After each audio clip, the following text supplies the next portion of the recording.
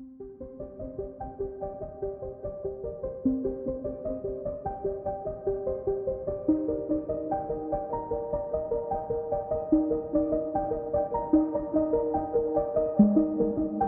brothers and sisters in Christ, today's gospel passage is a beautiful aside, in a sense, a little interlude between the heightened tension between Jesus and the authorities that's coming to a head before ultimately the Last Supper and his arrest.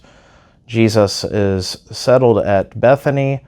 He is, in a sense, preparing. Jesus knows what is about to come. And so we hear this story about him being anointed with this oil.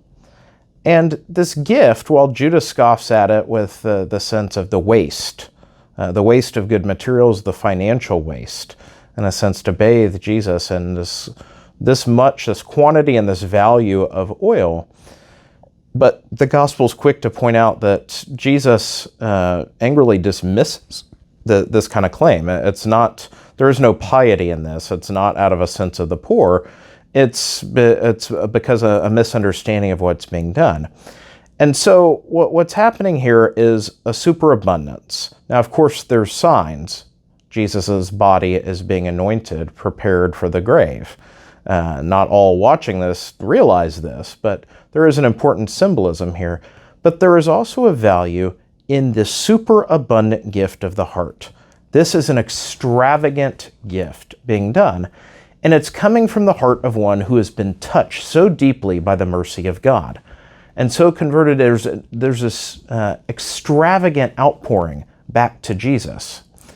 And Jesus receives this, not thinking in terms of dollars and cents, of opportunity cost, but he receives it as it is, a devotion, an offering, an act of love.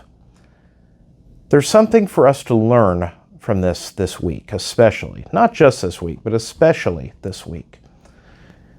That when we encounter the divine mercy of God, sometimes we lose sight of it, but the time when we're really fixed in and realize the depth to which God has loved us, has saved us, has spared us, has cared for us, when we begin to get a glimpse into the unfathomable love of God poured out in the passion, death, and resurrection of the Lord, then our heart cannot help but be moved to make an extravagant gift of ourself back to God. And when we do this, the dollars and the cents, the time, the counting mechanism, all this falls away. It is just before us, it's just us before God.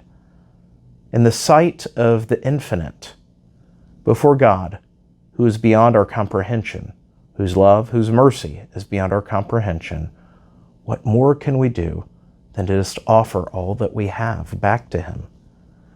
This is the invitation of Holy Week. It's not just to be a spectator, not just to watch, not just to commemorate.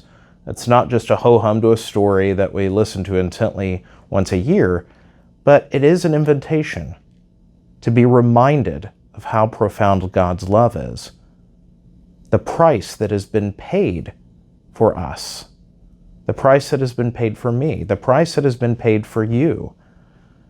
May we, in turn, this week, not just in our prayer, but in our time, our devotion, our generosity to others, which is an act of generosity to God, may we pour forth our thanksgiving, our gratitude, in extravagance to the one who has loved us so extravagantly. May God bless you all.